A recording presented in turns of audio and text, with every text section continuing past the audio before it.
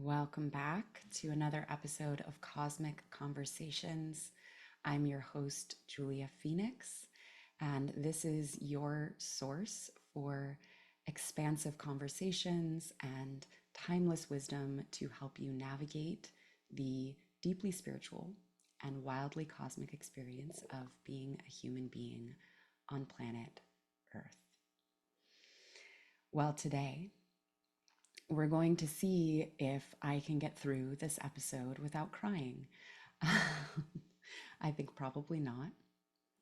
I wanted to take some time to share from my heart about my own experience of recovering from addiction to drugs and alcohol.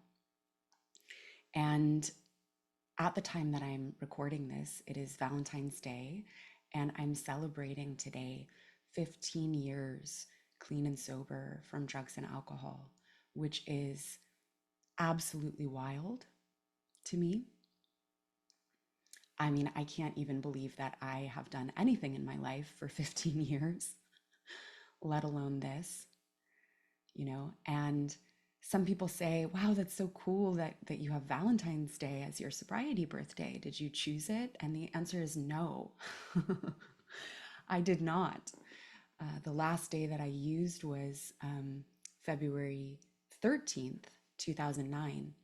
And that was the day that I rolled my little suitcase into inpatient rehab after a number of failed attempts, trying to do it on my own, trying to do it in outpatient rehab, trying to do it just through 12-step and things like this. And, I wanted to share about my journey, not just because it feels cathartic for me to do so and it's just flowing through me, but because I really want to bring a message of hope that recovery is possible. Addiction is something that I understand very deeply, and not only from my personal experience, but also from the perspective of being sober and having loved ones who are suffering and really struggling with addiction.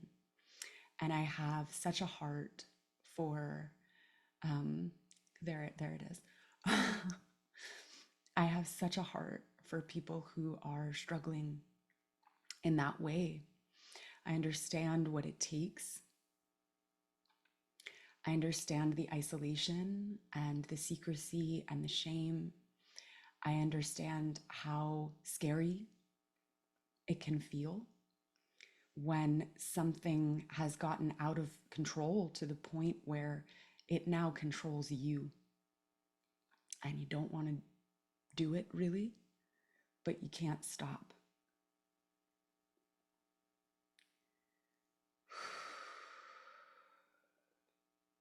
And once again, I believe it's a miracle. It's a miracle when anyone can shift out of the grip of that. And I also know that it is 100% possible for people to do so, right? So I grew up in Palo Alto mostly. I was born actually in Oakland and lived there for the first few years of my life, but grew up in Palo Alto in the 90s. So like heart of Silicon Valley in the dot-com boom, And what's so interesting about my upbringing, I feel, is that, I shared in a previous episode, there was so much trauma. There was so much going on behind closed doors that was very, very dark. I'll just share, and if you have sensitivities around certain traumas of your own, just be forewarned, trigger warning here. But I suffered incest, and my family was involved in a spiritual cult, and I also had abuse happening from men outside the home throughout my childhood. And what was interesting about it is that on the surface, everything looked amazing, right? And I was given this message, I was given the narrative like, you know, you're so lucky. And, I was told like that my family was really special and spiritual, and it was special. We're not like other families, right? We're kind of the chosen ones, and this is really common with any kind of cult upbringing. But I was also just kind of given the message that I had this perfect family, and it was reflected to me from the outside as well, because my parents were still together. We lived really, I had so much privilege. We had two cars in the garage, kind of white picket fence type of a thing. I had the best schools, all of this stuff, right? But no one was acknowledging what was real. No one was acknowledging what was true. And when you're a child, it's impossible to make sense of that environment without finding some way to cope with it, right? And there were many ways that I found to cope with it even before drugs and alcohol. So, my first drug of choice was food. And I remember taking, food literally to bed with me, like under the covers, and tucking myself in with it just to self-soothe, you know? Because again, you have to find things to help you cope with an impossible situation like that, right? Now, I'm not saying that my trauma 100% caused the addiction, because I understand that addiction can be complex and comes from a variety of factors. There is a genetic component, it's biological, it's psychological, and it is environmental. But I also believe that all of those factors are kind of interlinked, right? When you look at generational trauma and when you look at the DNA, it's like you can say, well, it's just in your DNA. Well, why is it in your DNA, right? It's because of these generational patterns that we hold that include trauma, right? And it just gets passed down generation to generation in different ways. Anyway, you know, I found whatever I could get my hands on to, it's just like, it was like blindly reaching for anything to collapse into, any place that I could find a sense of comfort or love or a sense of release or a sense of numbness or a sense of checking out or whatever the case may be. So, a variety of eating disorders from an extremely young age. I was 8 years old the first time that I remember throwing up my food. And then when I was around 13, I found drugs and I found alcohol, you know, and I loved it, obviously. It gave me that release.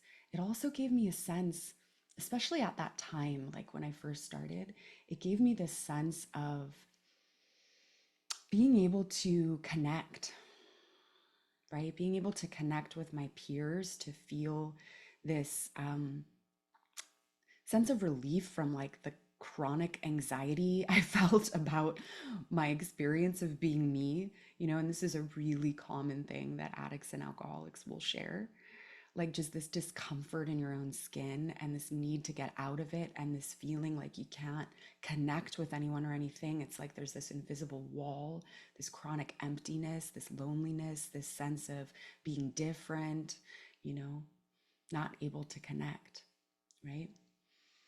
And, kind of fast forward, like I went in and out of phases where I would say I more heavily leaned into the lane.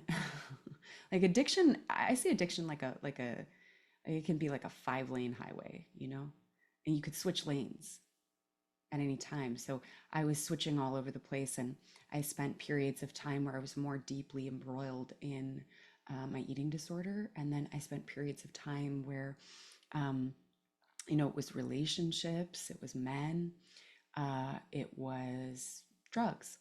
And at the time when I was, I think 22 was when, so, okay, so early 20s were the worst period of my life, and I look at it and I think about it and it's like, wow, so many people are like, you're supposed to be having fun at that age. Like, you know, maybe you're in college, graduating college, kind of partying, having fun. I was not having fun, not by any stretch of the imagination. I was um, really, really sick with bulimia. And I'm a type 1 diabetic, by the way. So this meant a lot of hospital visits for me. Um, my mental health was extremely poor. I actually attempted to end my life 3 separate times. My soul was like, no, you don't get to do that. Um, no, I was in and out of treatment centers for anorexia and bulimia. And, you know, 22 was when my drug use took a very, very dark turn. And I was drinking throughout this period, like heavily, waking up in the morning drinking, having liquor in my coffee cup, you know, driving down the road and having a flask underneath my seat, you know. Um, I mean, I was bold too. Like, this is also just like, I also see that, this was just blind privilege and, you know, um, ignorance to be driving around doing that. Like, and I think about the lives that I endangered doing that. I'm so fucking grateful that I never hit anyone, you know. I've certainly known people who have had that experience. But what ended up happening is that after I had an experience of of assault, I found heroin, and I literally remember this moment when I first used that drug. And it was like I was looking at this fork in the road. And I remember seeing very clearly, like, if you go down this path, this is like a path of death, you know? This is really dark. And I didn't care at that point. I actually said to myself, I might have even said it out loud. If I didn't, it was an extremely clear thought in my mind. I'm just going to do this until I die. That was what I said to myself. I don't care. I'm just going to feel this every day as much as I can until it takes me out. That was my plan, right? And I am so thankful. I am so incredibly thankful that because of the other things that I had going on with my diabetes and with the eating disorder, this drug took me down, you know, to the point where I could not continue, you know. I mean, I was really at death's door. It was very bad. It got very, very bad. Okay, so, whew, I remember the first time that shifted for me, that decision that I was going to do this forever. And it was a morning when I woke up, and you just like hustle to get what you need. And when you're that deep in it, I did a lot of things that I'm not proud of. And it's almost like a full-time job to sustain your addiction at that point when you are that dependent. And it's not cheap, right? So I woke up and I was sick. like I was every morning. And I was out of money and I didn't have a bag. And I found myself literally combing through the uh, contents of like the carpet of my van to try to find if maybe I dropped something. And I just said, I am so tired. Like I can't do this anymore, you know? And that was the beginning of trying to get better, right?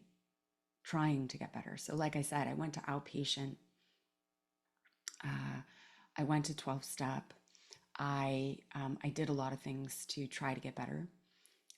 I was living in a home with someone who was also actively using, and I just had so much going on, so many co-occurring things that like I could not, I mean, I just couldn't do it that way. I needed to be someplace where I physically didn't have the option of picking it up. And so I was blessed and fortunate enough to go into rehab. And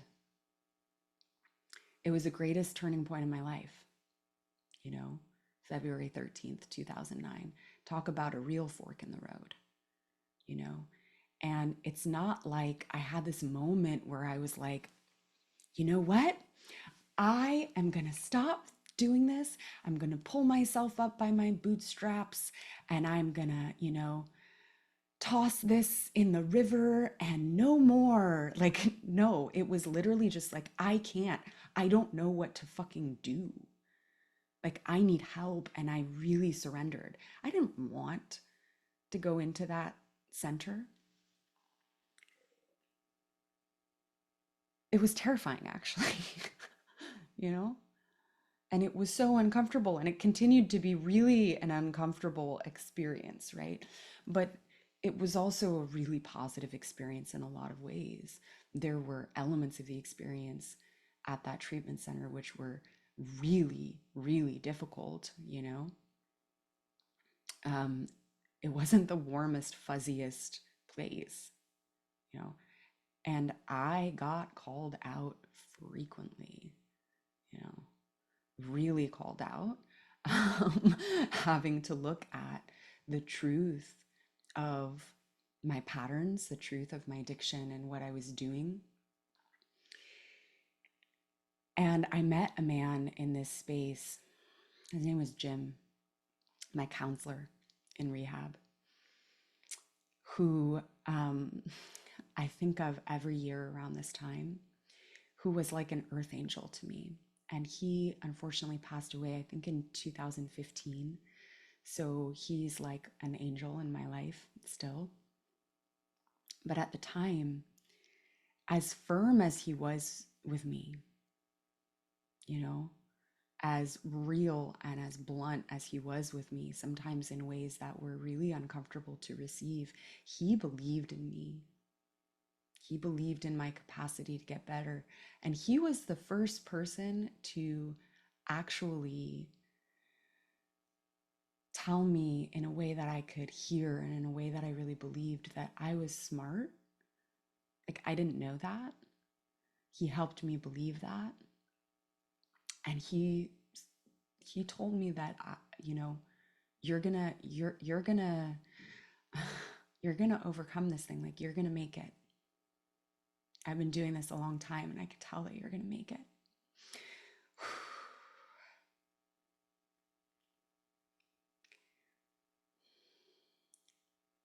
And it's like we have these people in our lives that come in and they might not be core people in our lives. You know, they might not be the people we grew up around.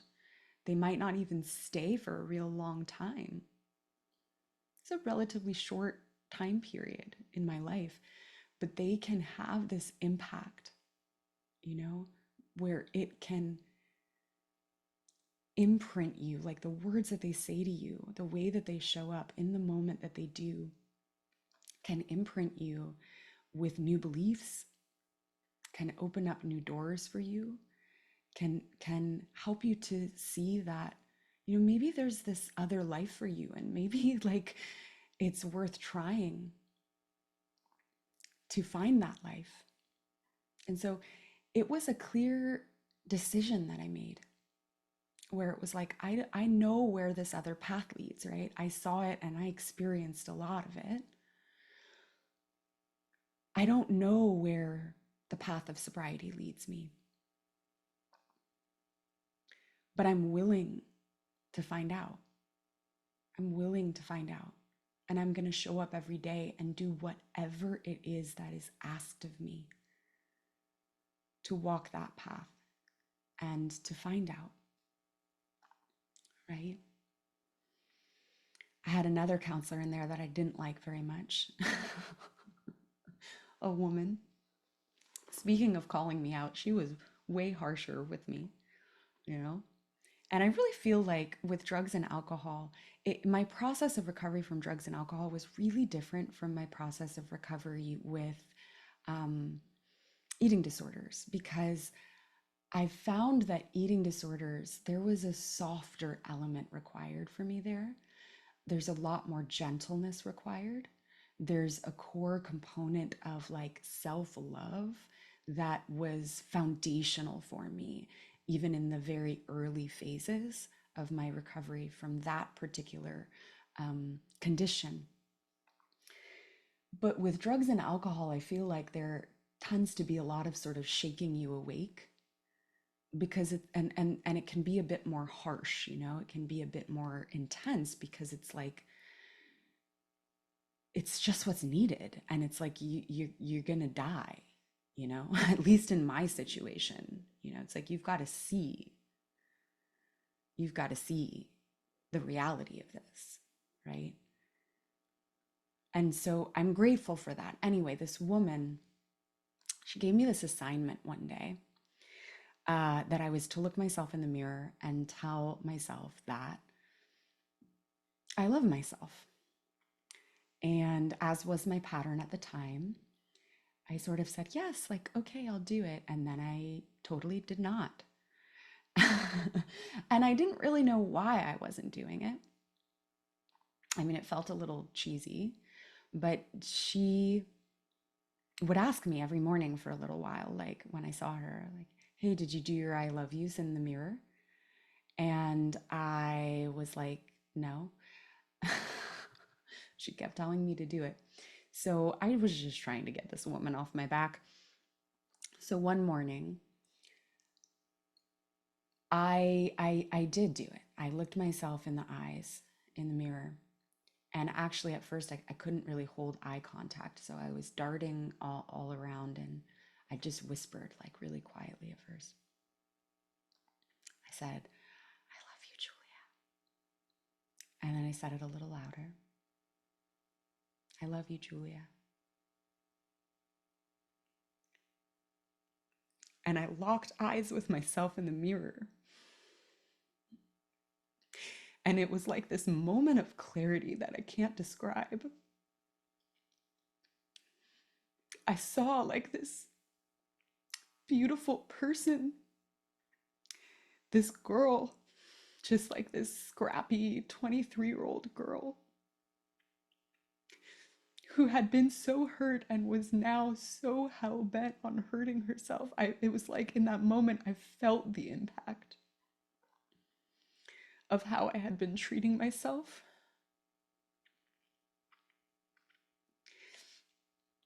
Whew. And I felt that maybe there was something in me to love. And I knew that it was my job. That it was my job to do that. And I decided in that moment, and I told myself out loud, looking in the mirror, that I would never give up on myself ever again. No matter what happened, that I would never give up on myself again. And the truth is, I haven't done everything perfectly, far from it. But I have stayed true to that promise. I have never, ever, ever given up. Not ever again.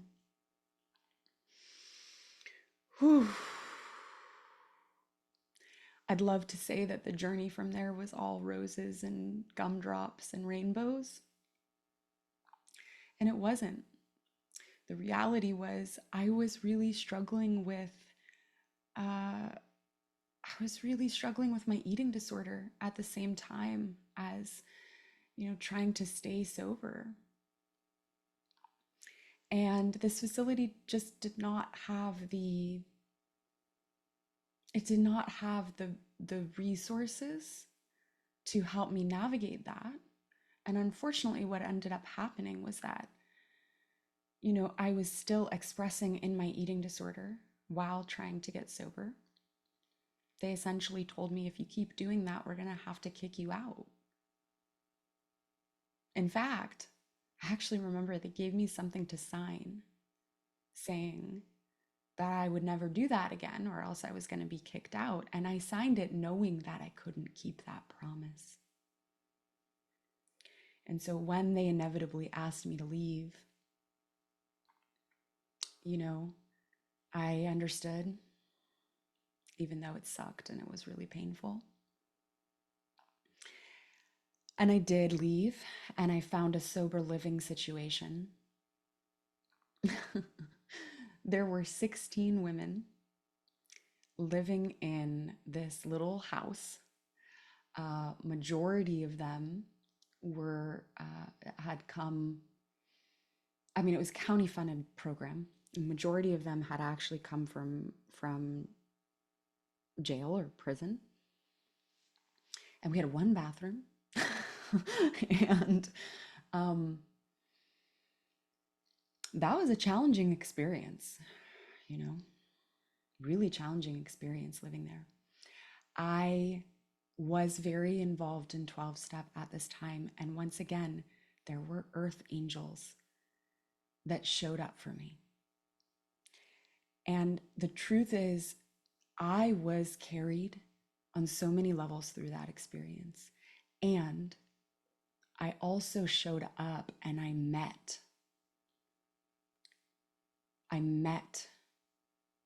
everything that was being asked of me, right?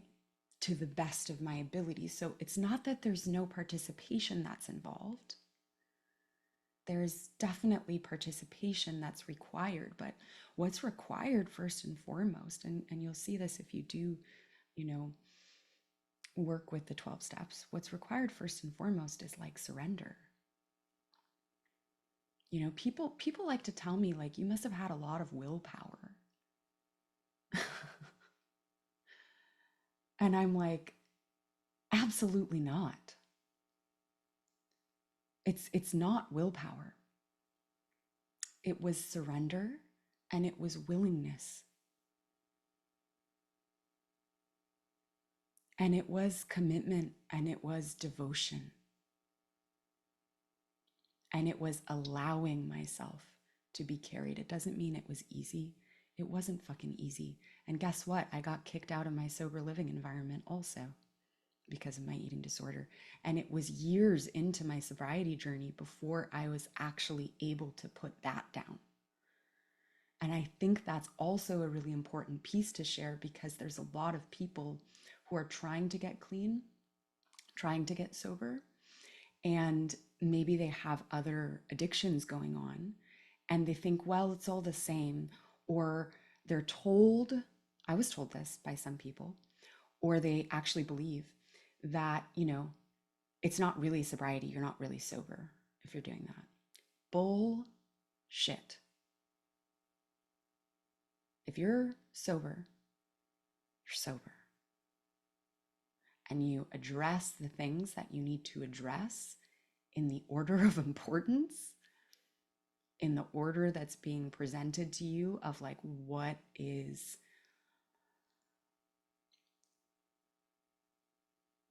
honestly, what is most threatening and what is most immediate, right? So, where do I want to go from here? I didn't actually know I was going to go this in depth on in my story here, but it must be important for some reason because it's pouring out of me and it feels really true to share about. You know, I think recovery has so many layers to it.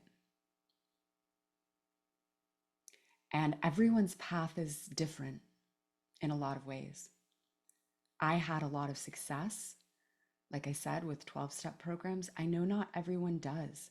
Personally, I believe that a lot, uh, there is a lot of importance behind how the steps are being looked at and how they're being worked, the people who are guiding you through it, right?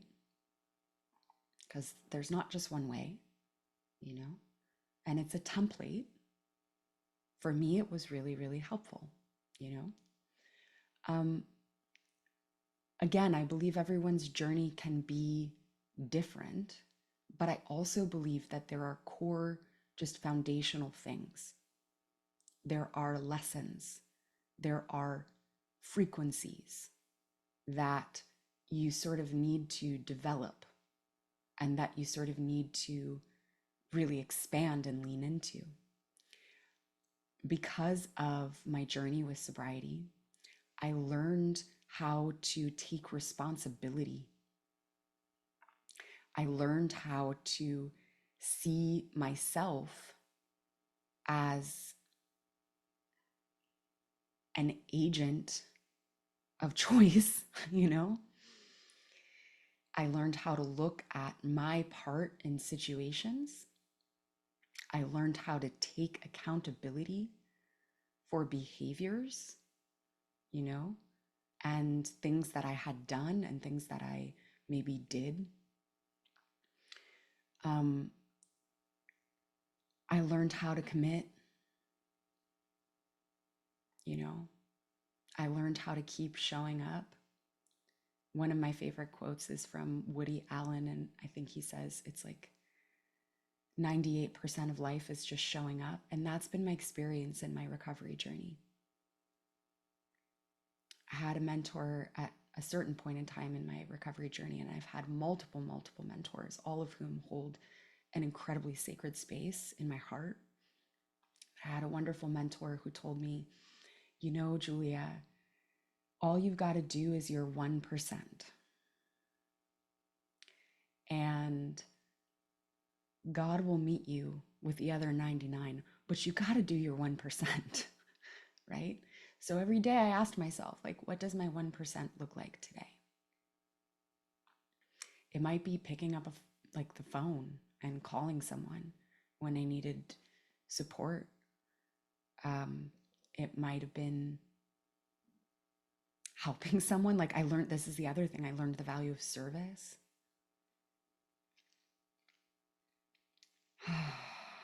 I learned my value through that, the value of my experiences, in that I could share it with other people and it could make an impact in their life. And so I learned that there can be this like redemption for any experience,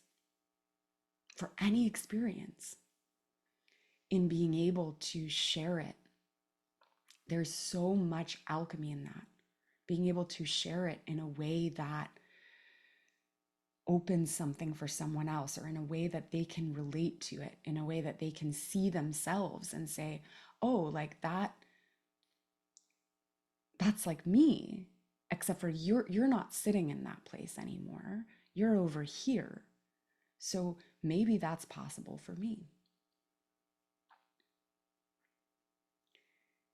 And that's been a theme that's been present throughout the totality of my life.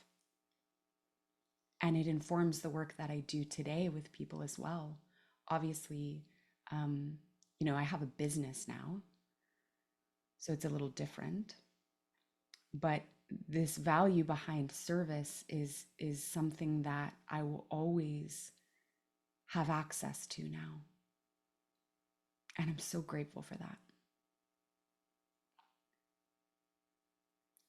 Because we can find meaning I mean, we do find meaning in everything, right? It's what we do as human beings. We're meaning making machines, right?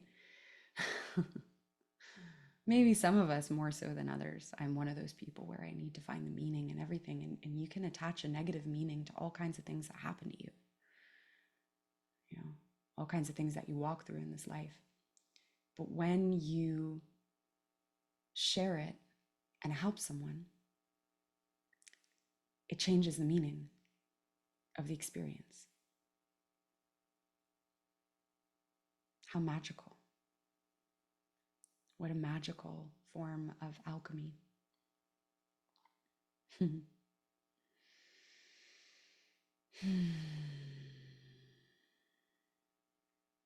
Trying to feel into here if there's anything else I want to share. So yes, so recovery happens in layers. If I would not have gotten clean and sober, it would have been impossible for me to address my trauma. It would have been impossible for me to address my eating disorder. It would have been impossible for me to address my relationship addiction. And if I wasn't sober today,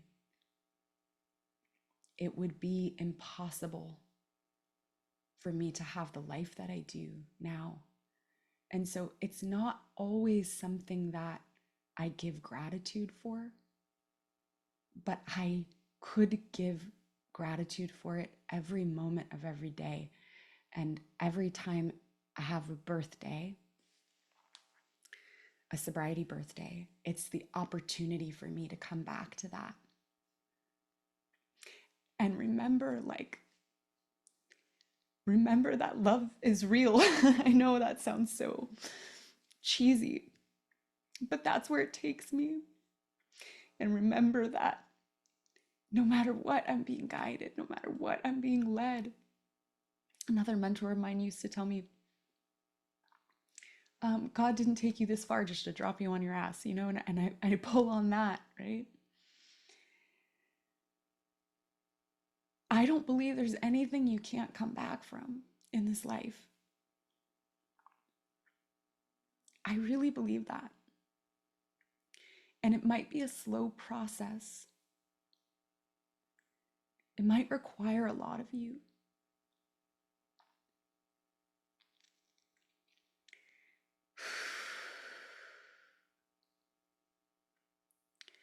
And I just want you to know that if you are struggling in any way, at any level, with any kind of addiction, you are not alone. There is not something so broken and bad about you that it can't be fixed.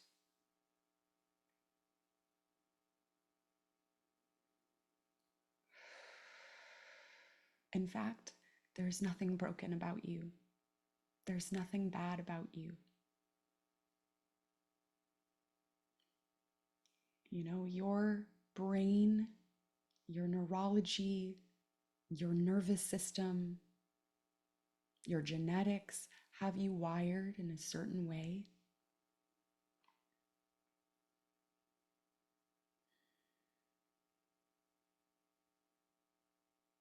Your experiences, whatever they might be, the pain of the past that you're carrying, have you wired in a certain way.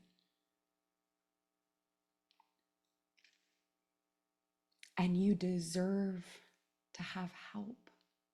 So where I want to end it today is, please reach out for help. Please reach out to the appropriate channels for help. You might think there is no way that I could stop doing this, and it's true that you can't on your own if you're in that spot, if you're like where I was, It's true that you can't do it on your own. It's not true that you can't do it. You don't need to know what it's going to look like. You don't need to know every step of the journey or what it will require of you. But you've got to do that 1%. Pick up the phone. You know, there are hotlines. Call a friend or someone you know who is in recovery if that feels better for you. But reach out for help. I love you. Thank you for receiving my story. Thank you for being a part of my journey. Thank you for being here. You know, if you chose the path of addiction and recovery in this life, you also need to understand and know, this is just bringing in more of a spiritual perspective.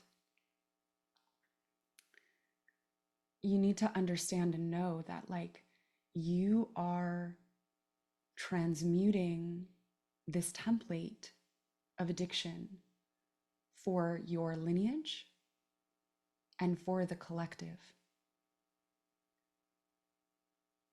It is not easy work.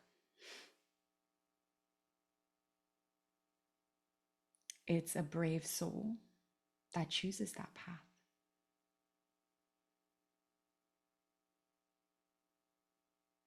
And so I see you. And once again, I am sending you so much love, so much compassion. There's nothing wrong with you. You deserve help.